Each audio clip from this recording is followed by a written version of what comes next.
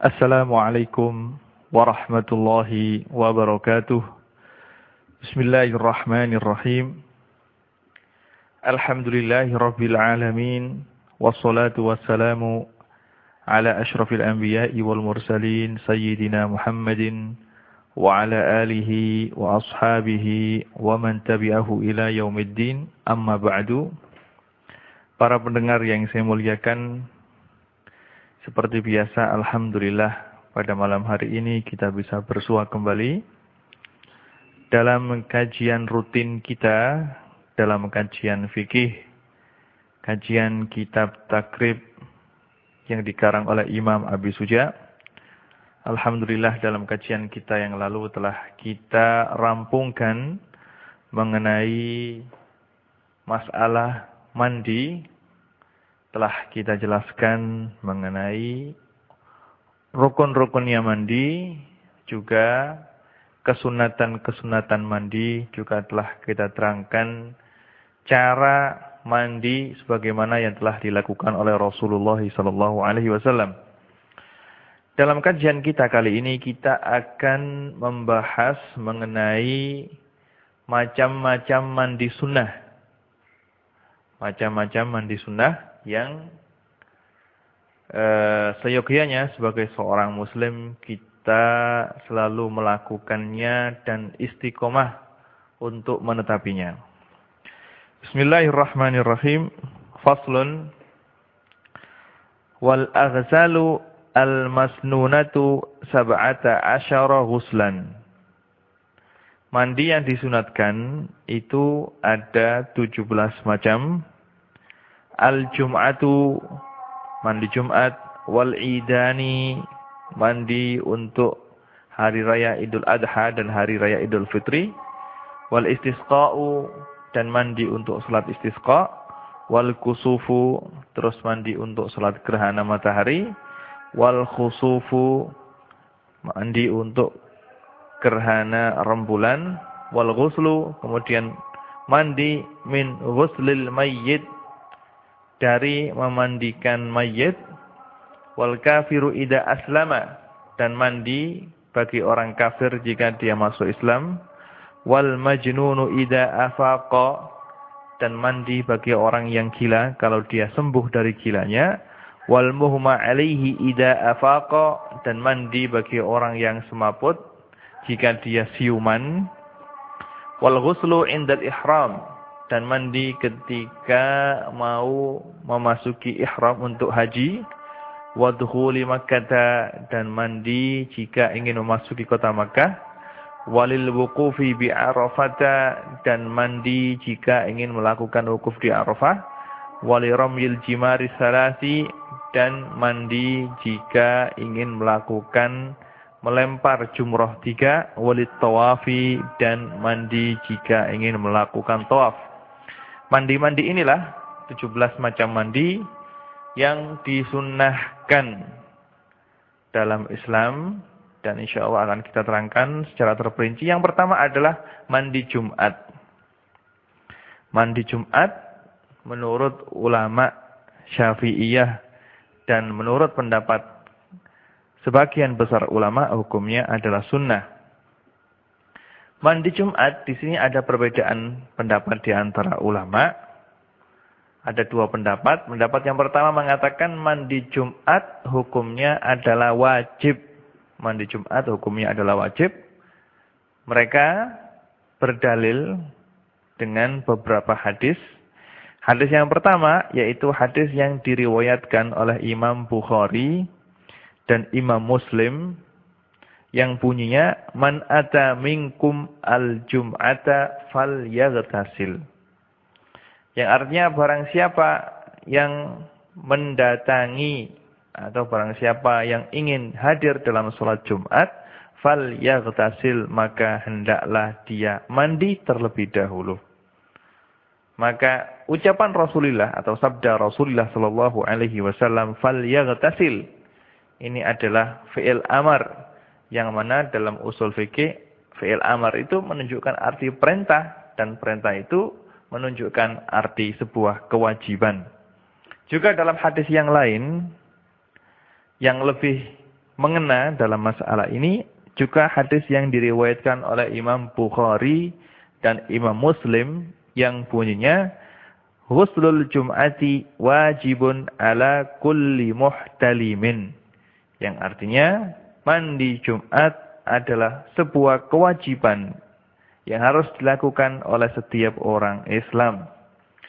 Nah, ini adalah pendapatnya sebagian ulama dan pendapat ini dinukil dari sebagian sahabat dan sama Imam Ibnu Mundir dinukil dari Imam Hasan Al-Basri dan dinukil dari riwayat dari Imam Malik. Mereka semuanya mengatakan mandi Jumat hukumnya adalah wajib dengan berdalil memakai dua hadis yang saya jelaskan tadi. Adapun pendapatnya ulama Syafi'iyah dan jumhur ulama, sebagian besar ulama mengatakan bahwasanya mandi Jumat hukumnya adalah sunnah. Hukumnya adalah sunnah. Dalil yang mereka pegangi dalam masalah ini adalah hadis yang diriwayatkan oleh Imam Tirmidzi dan Imam An-Nasa'i dan Imam Ibnu Majah dan Imam Ad-Darimi dan yang lainnya yang bunyinya man tawaddaa yaumal jum'ati fabiha wa ni'mat wa man ightasala fal ghuslu afdalu. Yang artinya barang siapa yang wudu untuk menghadiri salat Jumat fabiha wa ni'mat, maka cukup hal tersebut untuk dilakukan dan sempurna. Wa man ightasala fal ghuslu afdal. Adapun siapa yang mandi, maka itu adalah yang lebih baik dari wudu. Di sini Rasulullah Shallallahu alaihi wasallam bersabda bahwasanya barang siapa yang ingin menghadiri salat Jumat terus dia wudu, maka cukup dan sempurna. Kata-kata beliau fabiha wa ni'mat, cukup dan sempurna, ini menandakan bahwasanya tidak wajib untuk mandi. Mandi cuma afdol saja sebagaimana lafaz hadis yang terakhir wa man ightasala fal ghuslu afdol. Di sini mandi itu cuma sekedar afdol saja, lebih baik daripada wudu. Tapi kalau wudu saja ya sudah cukup dan sempurna. Begitu juga hadis yang telah kita sebutkan dalam kajian kita yang lalu bahwasanya Rasulullah Shallallahu alaihi wasallam menganjurkan para sahabat untuk mandi. Sebagaimana yang telah kita sebutkan bahwasanya penduduk Madinah ketika Rasulullah Shallallahu alaihi wasallam datang ke Madinah, kebanyakan mereka adalah para petani yang mana mereka selalu sibuk dengan pekerjaannya masing-masing. Dan ketika itu air sangat sulit untuk ditemukan, maka Rasulullah Shallallahu alaihi wasallam menganjurkan kalau kamu sekalian tidak bisa mandi setiap hari, ya paling tidak mandi sebelum hadir pada sholat Jumat. Beliau mengatakan, "Law ightasaltum yaumal jum'ah." Seandainya kamu sekalian tidak bisa mandi setiap harinya, ya paling sedikit mandi setiap hari Jumat, sebagaimana hadis yang diriwayatkan oleh Imam Bukhari dan Imam Muslim. Lah, dari hadis ini bisa kita pahami bahwasanya mandi Jumat adalah sunnah. Begitu juga pernah terjadi suatu kejadian ketika Sayyidina Umar radhiyallahu anhu sebagai khalifah menggantikan Sayyidina Abu Bakar. Pada suatu ketika Sayyidina Utsman ketika itu disibukkan oleh pekerjaan beliau pada hari Jumat. Ketika itu beliau membeli sesuatu dari pasar, terus terlambat sholat Jumat, akhirnya beliau ditegur oleh Sayyidina Umar, kamu kok terlambat datang hari Jumat?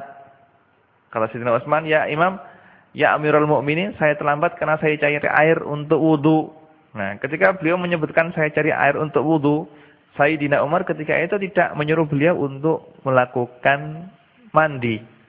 Dan sahabat yang lainnya yang hadir Jumatan ketika itu diam semuanya. Nah, ini menandakan bahwasanya cukup wudu saja dan tidak harus untuk mandi. Dan tidak harus untuk mandi. Meskipun mandi Jumat ini menurut mazhabnya Imam Syafi'i hukumnya adalah sunnah, tetapi sunnahnya adalah sunnah muakkadah. Sunnah muakkadah, sunnah yang sangat ditekankan dan pahalanya sangat besar sekali. Karena apa? Karena sabda Rasulullah Shallallahu Alaihi Wasallam yang telah saya sebutkan tadi, uslul Jum'ati wajibun ala kulli muslimin. Kata-kata wajib di sini oleh jumhur ulama, wajib ini artinya adalah sunnah yang sangat ditekankan. Sunnah yang sangat ditekankan. Maka dari itu kalau kita lihat sejarah-sejarah para ulama-ulama besar kita, mereka semuanya selalu mandi Jumat dan tidak pernah meninggalkannya. Termasuk diceritakan bahwasanya Sayyiduna Al-Imam Al-Habib Abdullah bin Alawi Al-Haddad, beliau tidak pernah meninggalkan mandi Jumat. Selalu menjalankan mandi Jumat di dalam keadaan yang bagaimanapun juga, beliau selalu melakukan mandi Jumat. Begitu juga hal tersebut diceritakan dan diriwayatkan dari Imam Asy-Syafi'i. Diceritakan bahwasanya Imam Syafi'i tidak pernah meninggalkan mandi Jumat sama sekali. Meskipun beliau dalam keadaan bepergian, kalau beliau ingin menghadiri sholat Jumat, beliau selalu mandi terlebih dahulu. Mandi terlebih dahulu. Baik. Mandi Jumat ini menurut pendapat yang muktamad dalam fikih Syafi'i adalah disunnahkan bagi orang yang ingin menghadiri sholat Jumat. Bagi setiap orang yang ingin menghadiri sholat Jumat, maka dia disunatkan untuk melakukan mandi Jumat terlebih dahulu. Baik orang tersebut laki-laki atau perempuan, kecil atau besar, selagi dia ingin menghadiri sholat Jumat, maka dia disunatkan untuk melakukan mandi sebelum berangkat ke masjid. Ini adalah pendapat yang muktamad. Di sana ada pendapat lain yang mengatakan bahwasanya ghuslul Jum'ati li ajli yaumil Jum'ah. Lah, pendapat ini adalah pendapat yang tidak muktamad, mengatakan bahwasanya hari mandi Jumat adalah untuk hari bukan untuk sholat. Maka mandi Jumat ini sunat dilakukan bagi setiap orang, laki-laki dan perempuan, baik yang mau menghadiri sholat Jumat atau yang tidak ingin hadir. Semuanya disunatkan untuk melakukan mandi Jumat. Tetapi pendapat yang muktamad, mandi Jumat hukumnya adalah sunnah bagi orang yang ingin menjalankan sholat Jumat, bagi orang yang ingin hadir Jumatan di masjid. Terus, waktu daripada mandi Jumat ini adalah dimulai dari terbitnya fajar shadiq. Jadi mandi ini boleh dilakukan setelah salat subuh. Jadi kalau sudah masuk waktu subuh, maka waktu untuk mandi Jumat telah masuk. Jadi sudah mulai pagi itu sudah diperbolehkan untuk mandi. Akan tetapi yang afdol adalah melakukan mandi sebelum dia berangkat ke masjid. Jadi mengakhirkan mandi sebelum dia berangkat itu lebih baik daripada dia mandi subuh terus berangkatnya jam 11. Ya sudah bau, sudah kecut lagi. Ya. Yang afdal adalah ketika dia sudah mau berangkat, mandi terlebih dahulu baru terus berangkat ke masjid untuk sholat Jumatan. Ini adalah mandi Jumat. Mandi yang kedua yang disunatkan, yang disebutkan oleh Imam Abi Suja' di sini adalah wal idani, mandi untuk menghadiri atau mandi ketika hari raya Idul Adha dan hari raya Idul Fitri. Ya, mandi ketika hari raya Idul Adha dan hari raya Idul Fitri hukumnya adalah sunnah. Hukumnya adalah sunnah karena hal tersebut telah dilakukan oleh Rasulullah Shallallahu Alaihi Wasallam, sebagaimana yang diriwayatkan oleh Imam Malik di kitabnya Al-Muwatta, bahwasanya Ibnu Umar, Abdullah bin Umar radhiyallahu anhuma, kana yaghtasilu yaumal fitri qabla ay yaghdu ilal musalla wa kisabiyana. Jadi Ibnu Umar melakukan mandi sebelum dia berangkat ke sholat Idul Adha.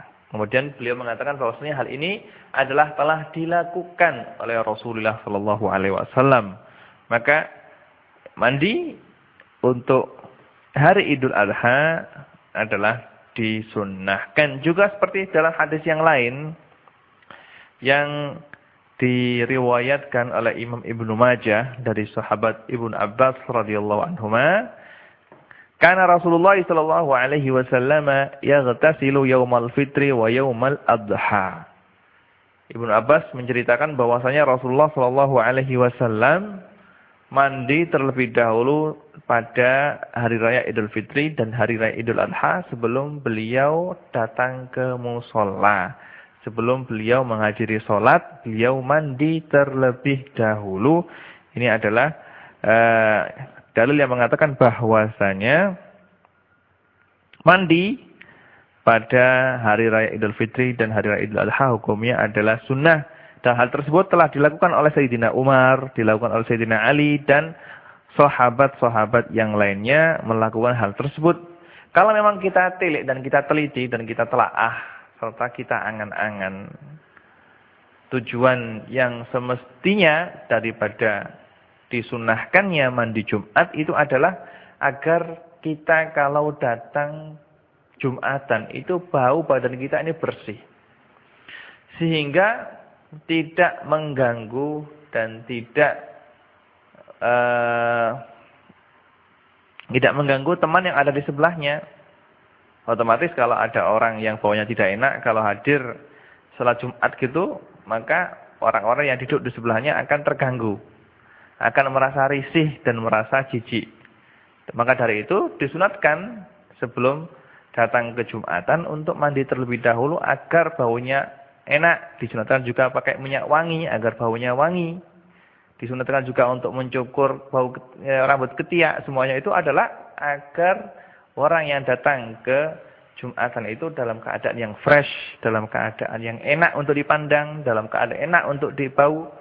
Begitu juga kalau kita teliti seperti itu, maka bisa kita simpulkan bahwasanya mandi Idul Fitri dan Idul Adha juga harus kita melakukan seperti hal tersebut. Karena Idul Fitri, mandi untuk menghadiri Idul Fitri dan Idul Adha adalah untuk bertemu dan silaturahmi dengan sesama saudara muslim. Maka harus juga keadaannya harus fresh dan enak juga. Juga mandi untuk hari Idul Adha dan Idul Fitri ini waktunya adalah dimulai dari nisful lail. Jadi kalau tadi mandi Jumat itu mulainya adalah kalau sudah masuk waktu subuh baru disunatkan mandi Jumat. Tapi untuk mandi sholat Idul Adha dan Idul Fitri ini kalau sudah tengah malam hari raya Idul Adha atau hari raya Idul Fitri, maka sudah disunatkan untuk mandi. Yang kedua,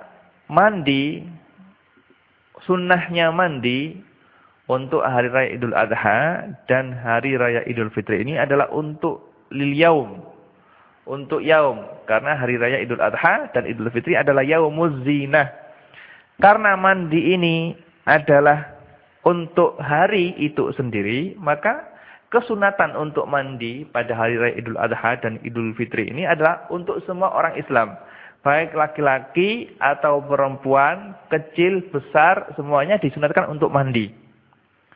Begitu juga, baik orang tersebut dalam keadaan haid atau keadaan nifas, atau suci, tidak haid, tidak nifas, tetap disunatkan untuk mandi. Karena memang mandi ini bukan untuk datang ke sholat itu sendiri, akan tetapi mandi ini adalah ajli zinah, untuk menghormati hari raya Idul Fitri dan hari raya Idul Adha. Maka setiap muslim disunatkan untuk mandi, meskipun perempuan tersebut dalam keadaan haid, tetap sunnah untuk melakukan mandi Idul Fitri atau Idul Adha. Berbeda dengan hari Jumat. Kalau mandi Jumat, ini adalah mandi disunatkan karena untuk menghadiri sholat Jumat. Maka bagi orang yang tidak menghadirinya, maka tidak disunatkan untuk mandi menurut qaul mu'tamad. Nah, akan tetapi kebalikan hal tersebut di hari raya Idul Adha dan hari raya Idul Fitri, karena mandi tersebut bukan untuk sholat tapi untuk lil yaum, liyaumiz zina. Maka setiap muslim disunatkan untuk melakukan mandi. Mandi yang berikutnya yang disunatkan adalah al-istisqa. mandi untuk menghadiri salat istisqa. Ya, kalau kita akan mengadakan salat istisqa, salat untuk meminta hujan. Jika keadaan tidak pernah turun hujan, jika sumurnya sudah kering semuanya, dan air sangat sulit untuk ditemukan, maka kita melakukan doa bersama-sama dengan cara melakukan salat, dipimpin oleh seseorang yang kita anggap orang yang pantas. Nah, sebelum kita berangkat untuk melakukan salat istisqa, terlebih dahulu disunatkan untuk mandi. Itu semuanya adalah dikiaskan dengan hari Jumat, dikiaskan dengan mandi Jumat, dan dikiaskan dengan mandi Idul Fitri dan Idul Adha. Karena dalam salat istisqa ini di sana semua orang Islam berkumpul. Semua orang Islam kumpul jadi satu, maka jangan sampai ketika kumpulan itu ada salah satu dari kita baunya tidak enak sehingga bisa mengganggu ketentraman dan kenyamanan saudaranya yang lain. Kemudian mandi yang berikutnya adalah mandi untuk sholat kusuf dan sholat khusuf. Sholat kusuf itu sholat gerhana matahari, juga khusuf gerhana rembulan. Kalau kita ingin menghadiri, kita ingin melakukan sholat gerhana matahari atau sholat gerhana rembulan, maka kita disunatkan untuk mandi terlebih dahulu. Untuk mandi terlebih dahulu. Karena apa? Karena dikiaskan dengan sholat Jumat dan sholat Id tadi, yaitu sholat kusuf itu adalah berkumpulnya orang Islam. Maka disunatkan bagi orang yang ingin menghadiri sholat kusuf dan khusuf untuk mandi terlebih dahulu. Waktu disunatkannya mandi adalah inda taghayyurus syamsi awil qamari. Mulainya waktu disunatkannya mandi untuk sholat kusuf dan khusuf adalah jika matahari sudah mulai berubah. Atau jika rembulan sudah mulai berubah. Ketika sudah mulai gerhana, baru kita disunatkan untuk mandi. Kalau sudah habis gerhananya, maka sudah tidak disunatkan untuk mandi lagi. Karena mandi ini adalah tujuannya untuk menghadiri sholat kusuf dan khusuf. Kalau gerhananya habis, maka sudah tidak disunatkan untuk sholat lagi. Mandi berikutnya adalah wal ghuslu min ghuslil mayyit. Mandi berikutnya adalah mandi bagi orang yang telah memandikan mayit. Mandi bagi orang yang telah memandikan mayit. Hukumnya adalah sunnah. Dan sunnah di sini adalah sunnah muakkadah. Bahkan Imam Syafi'i dalam mazhab Al-Qadim, beliau mengatakan mandi bagi orang yang telah memandikan mayit hukumnya adalah wajib. Ini adalah pendapat beliau pada mazhab Al-Qadim. Tapi yang mu'tamad, pendapat beliau pada mazhab Al-Jadid yang mengatakan bahwasanya mandi ketika selesai memandikan mayit hukumnya adalah sunnah. Sunnah. Dalil hal ini adalah hadis yang diriwayatkan oleh Imam Abu Dawud dan Tirmidzi dan Ibnu Majah dan yang lainnya. Rasulullah Shallallahu Alaihi Wasallam telah bersabda, "Man ghassala mayyitan falyaghtasil, wa man hamalahu falyatawadda." Yang artinya barang siapa yang telah memandikan mayit, maka hendaklah dia mandi. Dan barang siapa yang telah membawanya dan memikulnya, maka hendaklah dia berwudu. Dia berwudu.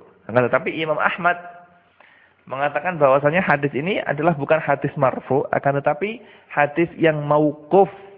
Hadis mauquf dari Abu Hurairah radhiyallahu anhu. Maka dari itu kita Imam Syafi'i berkata bahwasanya law shahhal haditsu laqultu biwujubi.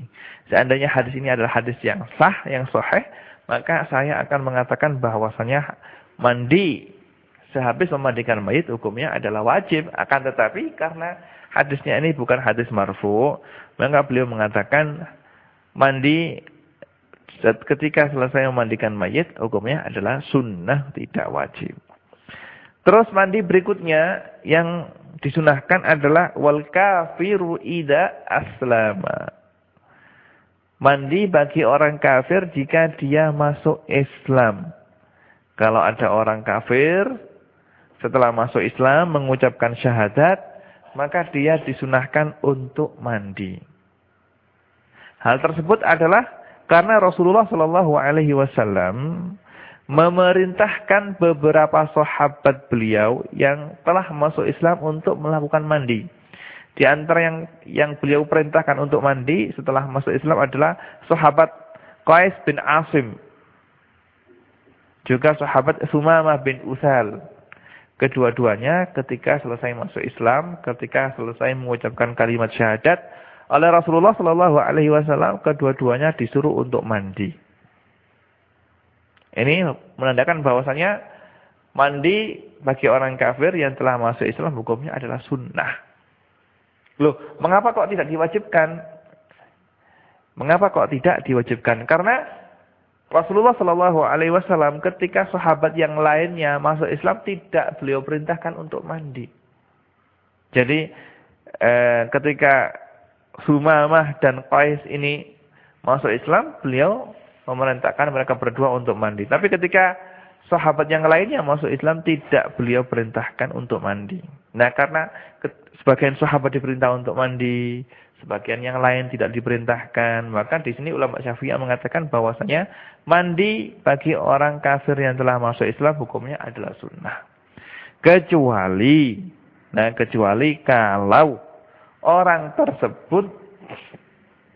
Kecuali kalau orang tersebut ketika dalam keadaan kafir pernah jinabat, pernah kumpul dengan istrinya, atau pernah mengeluarkan mani, maka dia wajib untuk mandi karena hal tersebut.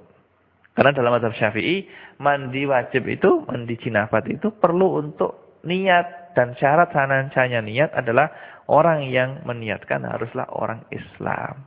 Maka mandi yang dilakukan oleh orang kafir ketika dalam keadaan kufur, ketika selesai jinabat atau kumpul dengan istrinya, mandinya tidak sah.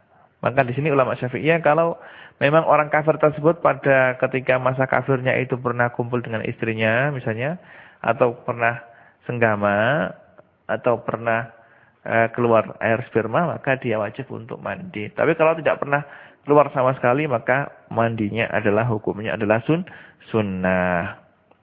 Termasuk mandi lain yang disunatkan adalah ghuslul majnun idza afaqa wa kadza al-mughma alaihi. Orang gila kalau sembuh dari gilanya, maka dia disunatkan untuk mandi. Begitu juga bagi orang yang semaput. Kalau dia siuman, maka dia disunatkan untuk mandi juga.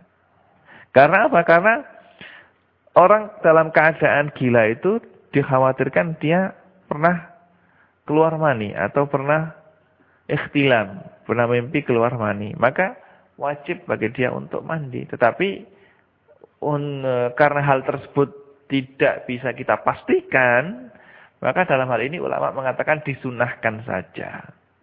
Disunahkan saja. Mandi berikutnya yang disunahkan yang disebutkan oleh Imam Abi Suja di sini adalah wal ghuslu indal ihram. Yaitu mandi ketika mau haji, ketika mau ihram. Jadi ketika mau ihram disunatkan untuk mandi. Ini adalah sebagaimana yang telah diajarkan dan dipraktekkan oleh Rasulullah SAW. Beliau mandi terlebih dahulu sebelum beliau ihram. Sebagaimana yang dalam sebuah hadis yang diriwayatkan oleh Imam At-Tirmidzi dari sahabat Zaid bin Thabit Al-Ansari radhiyallahu anhu, annahu ra'a an-nabiyya sallallahu alaihi wasallam tajarrada li ihlalihi wa ightasal. Sahabat Zaid bin Thabit ketika haji berangkat bareng dengan Rasulullah sallallahu alaihi wasallam, beliau melihat Rasulullah mencopot pakaiannya dan mandi untuk ihram. Maka mandi sebelum melakukan ihram hukumnya adalah sunnah. Nah, mandi ini disunatkan baik bagi laki-laki atau perempuan yang mau melakukan ihram. Baik ihramnya ini untuk umroh atau ihram untuk haji. Baik perempuan tersebut dalam keadaan haid atau suci tetap disunahkan untuk mandi sebelum dia melakukan ihram. Terus mandi berikutnya yang disunahkan adalah wadukhuli Makkah. Mandi ketika masuk kota Mekah. Mandi ketika masuk kota Mekah. Karena apa? Karena Ibnu Umar, sebagaimana yang diriwayatkan oleh Imam Bukhari dan Imam Muslim, bahwasanya karena Ibnu Umar la yaqdumu Makkah illa bata bidhi tuwa hatta yusbiha wa yaghtasila summa yadkhula Makkah naharan wa kana yadhkuru an-nabi sallallahu alaihi wasallam annahu fa'alahu. Sahabat Abdullah bin Umar ketika beliau ingin masuk Mekah, beliau selalu berdiam dulu di Bidhi Tua, di tempat di sana sebelum masuk kota Mekah. Ada tempat yang namanya Bidhi Tua. Beliau menginap di situ. Sebelum beliau masuk Mekah, kalau sudah waktu pagi, beliau salat subuh, beliau mandi, baru beliau masuk kota Mekah. Dan beliau mengatakan bahwasanya hal itu adalah yang telah diajarkan oleh Rasulullah Sallallahu Alaihi Wasallam. Ini adalah mandi ketika ingin masuk Mekah. Kemudian mandi berikutnya adalah al-wuqufi bi Arafah. Mandi untuk wukuf di Arafah. Jadi ketika ingin wukuf, melakukan wukuf, maka disunatkan untuk mandi terlebih dahulu. Dan mandi ini yang afdolnya dilakukan di Namirah. Alhamdulillah sekarang di Namirah itu ada masjid, namanya Masjid Namirah. Di sana sudah dipersiapkan kamar mandi banyak sekali bagi orang yang ingin mandi sebelum melakukan wukuf di Arafah. Tapi kalau tidak bisa mandi, tidak bisa mendatangi Masjid Namirah. Biasanya orang Indonesia itu tempatnya sangat jauh dari Masjid Namirah, ya mandi di tempat perkemahannya situ saja. Tapi kalau jedingnya dan kamar mandinya itu rebutan, ya seperti biasa ya. Kasihan nanti misalnya kalau mandi lama, yang nunggu banyak sekali, nanti ya dimarahi sama orang-orang ya. Terserah menurut keadaan, kalau misalnya tidak ada yang nunggu ya ahsan mandi terlebih dahulu. Tapi kalau yang nunggu sudah banyak sekali, ya sulit kita untuk mandi. Nanti kalau kita mandi terlalu lama akan digedor-gedor oleh orang yang nunggu kita di depan pintu kamar mandi. Ala kulli halin, mandi disunatkan bagi orang yang ingin melakukan wukuf di Arafah untuk melakukan mandi. Karena hal tersebut telah dilakukan oleh beberapa sahabat. Terus sebagaimana dilakukan oleh Imam Ali karramallahu wajhah, bahwasanya beliau mandi ketika ingin melakukan wukuf, sebagaimana diriwayatkan oleh Imam Asy-Syafi'i di kitabnya Al-Musnad, juga Imam Malik di kitabnya Al-Muwatta. Beliau menceritakan hal tersebut dari sahabat Abdullah bin Umar radhiyallahu anhuma, bahwasanya beliau ketika ingin melakukan wukuf mandi terlebih dahulu. Ya memang kalau kita lihat bahwasanya wukuf itu adalah kumpulnya manusia sebanyak gitu, maka agar kita ini tidak mengganggu, agar bau badan kita ini wangi, sehingga orang yang di sebelah kita tidak terganggu dengan bau kecut kita, maka sebaiknya kita mandi terlebih dahulu. Apalagi ketika ihram itu kan sangat panas situasinya, udaranya sangat panas, juga tidak pakai baju. Lah, kalau bau kecut kan juga tidak enak. Maka disunatkan untuk mandi terlebih dahulu. Juga mandi yang disunatkan lagi adalah wa liramil jimar as-salah. Mandi ketika ingin melempar jumroh 3. Ketika ingin melempar jumroh sughra, wusta, dan akobah pada tanggal 11, 12 kalau mau mengambil nafar awal, atau pada hari 11, 12, 13 kalau mau mengambil nafar tsani, maka disunatkan sebelum melempar jumroh untuk mandi terlebih dahulu. Karena melempar jumroh itu adalah tempat kumpulnya manusia sebanyak begitu, maka disunatkan untuk mandi. Kemudian mandi yang terakhir adalah mandi walid tawaf. Mandi ketika ingin melakukan tawaf. Mandi ketika ingin melakukan tawaf ini sebenarnya lafaz tawaf ini baik tawaf kudum atau tawaf ifadhah atau tawaf wada disunahkan. Akan tetapi pendapat ini adalah pendapat yang marjuh, pendapat yang tidak mu'tamad. Pendapat yang mu'tamad di mazhab Syafi'i, mazhab Al-Jadid mengatakan bahwasanya tidak disunahkan mandi ketika mau tawaf. Karena waktunya tawaf itu waktunya luas. Bisa dilakukan pada tanggal 10, bisa dilakukan tanggal 11, tanggal 12, atau dilakukan setelah hari tasyrik juga tidak apa-apa. Maka tidak disunahkan mandi ketika ingin melakukan tawaf. Disunahkan dalam mazhab Imam Syafi'i al-Qadim. Dalam pendapat Imam Syafi'i, pendapat yang qadim, disunahkan untuk mandi. Tapi pendapat tersebut pendapat bukan mu'tamad. Yang mu'tamad adalah pendapat Imam Syafi'i di qaul jadid bahwasanya tidak disunahkan untuk mandi untuk tawaf. Di sini juga disunahkan untuk mandi kalau ingin memasuki Madinah Munawwarah. Karena dikiaskan dengan Mekah. Kalau kita masuk Mekah, dan Mekah itu adalah kota suci, kita dituntut untuk mengagungkan Mekah dan memuliakannya, sehingga kita dituntut untuk mandi terlebih dahulu sebelum memasuki kota Mekah. Maka ulama mengatakan disunahkan juga untuk mandi sebelum memasuki kota Madinah. Karena kota Madinah adalah kota suci seperti Mekah juga. Maka disunahkan untuk mandi sebelum memasuki kota Mekah. Kalau memang tidak bisa, keadaan tidak memungkinkan untuk mandi sebelum memasuki Madinah, maka hendaklah mandi sebelum memasuki Masjid Nabawi. Jangan sampai masuk Masjid Nabawi kok baunya kecut, maka itu tidak makruh. Maka seharusnya mandi terlebih dahulu sebelum di tempat penginapannya, sebelum berangkat ke masjid. Itu kalau memang tidak bisa mandi sebelum memasuki kota Madinah.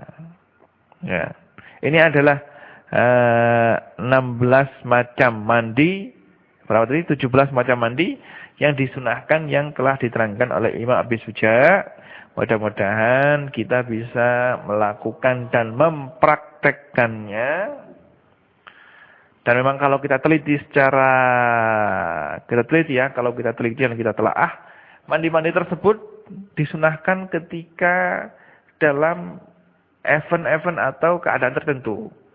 Misalnya kalau kita tengok mandi Jumat disunahkan karena berkumpul dengan orang Islam banyak.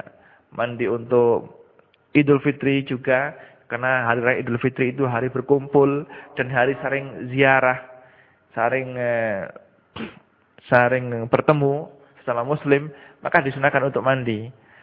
Maka di sini para ulama, bahkan hal ini telah disebutkan oleh Imam Bajuri, beliau mengatakan setiap perkumpulan disunahkan untuk mandi. Setiap untuk mendatangi perkumpulan disunahkan untuk mandi. Maka kalau misalnya pelajar misalnya mau berangkat ke sekolah, maka sebelum berangkat ke sekolah disunahkan untuk mandi terlebih dahulu. Biar bau badannya enak dan tidak mengganggu ketentraman belajar dan mengajar di sekolah. Kalau baunya kecut tidak enak, maka bisa mengganggu teman yang lainnya. Juga kalau ada pertemuan pengurus masjid gitu misalnya, maka sebelum mendatangi pertemuan disunahkan untuk mandi juga. Niat mandi untuk mendatangi pertemuan, atau sebelum datang kondangan, atau selamatan, atau sebelum mendatangi walimatul arus, itu semuanya disunahkan untuk mandi sebagaimana disebutkan oleh para ulama. Setiap perkumpulan dan pertemuan sesama orang muslim, maka di sana dianjurkan untuk mandi. Juga Rasulullah SAW melarang sahabat-sahabat beliau yang telah memakan bawang putih atau bawang merah untuk dekat-dekat dengan masjid. Karena bawang putih dan bawang merah itu kalau orang yang telah memakannya tidak sikatan, setelahnya, maka baunya akan sangat menyengat sekali dan mengganggu orang yang ada di sekelilingnya. Maka bisa kita kiaskan dengan hal tersebut. Maka kita kalau ingin mendatangi perkumpulan atau pertemuan, maka hendaklah kita mempersiapkan diri dengan baik, mandi terlebih dahulu, sikatan, sehingga segala sesuatu yang bisa kemungkinan untuk mengganggu kenyamanan pertemuan, maka seharusnya kita jauhkan dari diri kita. Mudah-mudahan apa yang telah kita kaji dan telah kita terangkan bisa kita praktekkan dalam kehidupan kita sehari-hari, bisa kita amalkan dan bisa kita tularkan kepada teman-teman kita yang lain, sehingga apa yang telah kita pelajari akan selalu mendapatkan ridho dari Allah Subhanahu wa taala dan akan selalu ditambah oleh Allah Subhanahu wa taala, karena Allah Subhanahu wa taala akan menambahkan ilmu bagi orang yang telah mengamalkan ilmunya. Nas'alullah Subhanahu wa taala ayyarzuqana ilman nafi'a wa yarzuqana al-amala bihi wa yaj'ala ilmana hujjatan lana la hujjatan alaina wa sallallahu ala sayyidina Muhammadin wa ala alihi wa sahbihi wa sallam. Subhana rabbika rabbil izzati amma yasifun wa salamun alal mursalin walhamdulillahi rabbil alamin. Wassalamu alaikum warahmatullahi wabarakatuh.